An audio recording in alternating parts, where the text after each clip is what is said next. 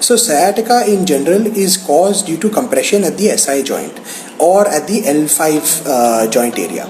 So therefore you're going to have to deal with those particular problems. The most common reason for this is hamstring weakness and glute weakness and the tightness of the hip flexors.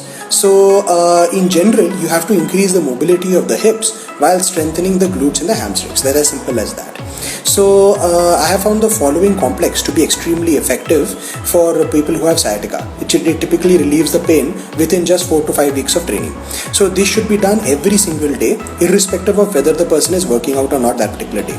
First is stability ball leg curls, one set of 20 to 25 repetitions. Initially people will struggle a lot with stability ball leg curls and will not even be able to do 6 to 8 repetitions correctly. That is fine, but the goal is to work up eventually to 20 to 25 repetitions. It is more important to perform the exercise correctly than it is to hit the repetition goal.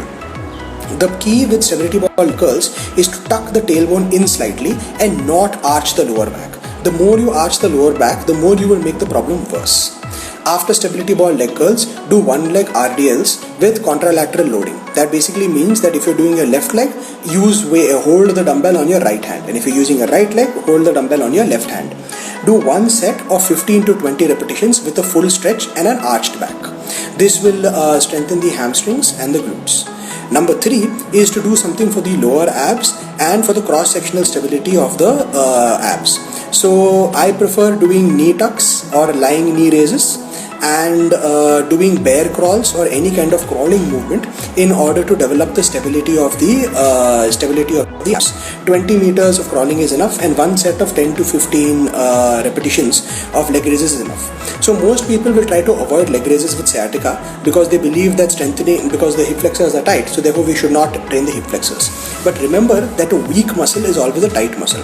So it is important to strengthen the muscle if you want to increase its flexibility.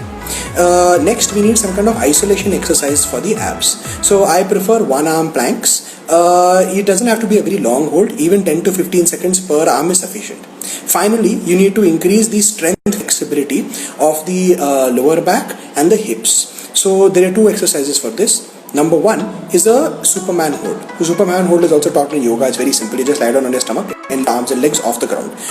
The goal is to work up to 3 to 5 minutes.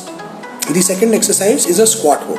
So simply take a wide stance, sit down at the bottom of the squat and hold the bottom of the squat position for up to 3 minutes. This will improve hip mobility and will also strengthen all the joints. If possible and if available, a rubber band should be put around the knees. This way the person is concentrating on pushing the knees out with the rubber band at all times. This will strengthen the glute muscles and also teach them the proper posture for opening the hips.